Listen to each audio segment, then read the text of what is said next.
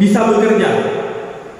Wakil Ketua Komisi Pemberantasan Korupsi atau KPK Republik Indonesia Nurul Gufron Senin 5 April 2021 berkunjung ke Pondok Pesantren Nurul Jadid Paiton, Kabupaten Probolinggo. Ia datang untuk mengisi kuliah tamu dengan topik pendidikan anti korupsi sebagai solusi generasi bersih. Dalam kesempatan itu, Nurul Gufron berharap agar pondok pesantren, khususnya Ponpes Nurul Jadid, mampu mencetak kader bangsa yang berkarakter anti korupsi.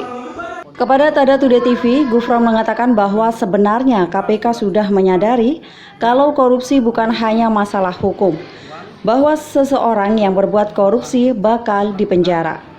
Kenyataannya selama 18 tahun KPK sudah banyak bertindak untuk memberantas korupsi di Indonesia. Sudah banyak oknum pejabat yang ditangkap atas kasus-kasus korupsi. Tetapi penindakan itu belum juga dapat membersihkan Indonesia dari korupsi. Malah masih banyak muncul koruptor baru.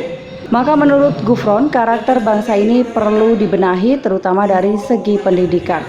Untuk itu KPK menggandeng pondok pesantren sebagai upaya agar Ponpes bisa mencetak kader-kader bangsa yang tidak hanya luas ilmunya, tetapi juga kader yang berkarakter jujur, peduli pada sesama, adil, dan anti korupsi. KPK menyadari bahwa korupsi ini bukan hanya berkaitan dengan masalah hukum ya, berbuat kemudian ditindak, dipenjara. Faktanya kami sudah 18 tahun menindak, sudah banyak yang ditangkap, sudah banyak yang dipenjara, tapi masih terus terproduksi koruptor-koruptor baru. Oleh karenanya kami memandang bahwa ini adalah karakter bangsa yang perlu juga dibenahi secara pendidikan. Oleh karena itu kami ke pondok-pondok ini bukan untuk mengajari pondok, bukan untuk kemudian membimbing pondok, tapi untuk kemudian agar pondok kembali pada hitohnya, memproduksi kader-kader bangsa yang bukan hanya ilmunya luas, terampil, tapi juga memiliki karakter, yaitu karakter kejujuran, karakter peduli, karakter tertib, karakter adil. Itu yang karenanya kami berharap pondok-pondok menjadi pionir-pionir membentuk generasi bangsa yang ke depan yang memiliki intelektual, berkemampuan keterampilan, dan juga memiliki integritas. Itu yang diharapkan. Apakah ini efektif?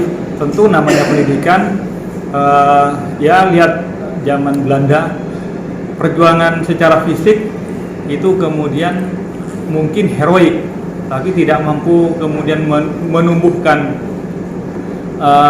kesadaran kolektif berkemerdekaan. Contohnya kemudian ada Budi Utomo, ada Taman Siswa dan lain-lain, sehingga tentu perspektifnya sangat panjang, mungkin tidak cukup 10-20 tahun. Tetapi kita bisa berharap kalau sudah masyarakatnya anti korupsi, berintegritas, sadar untuk kemudian hak orang lain tidak bisa digunakan atau dimanfaatkan pribadi, maka kami berharap ya setidak-tidaknya warisan kita bagi anak-anak kita ke depan memberikan harapan bahwa bangsa Indonesia akan lebih baik. Terima kasih. Nurul Gufron menegaskan pendidikan anti korupsi sangat perlu, terutama untuk mewariskan karakter anak bangsa yang jujur sehingga bangsa Indonesia ke depan menjadi lebih baik. Laporan Zainul Rifan, Tada Today TV.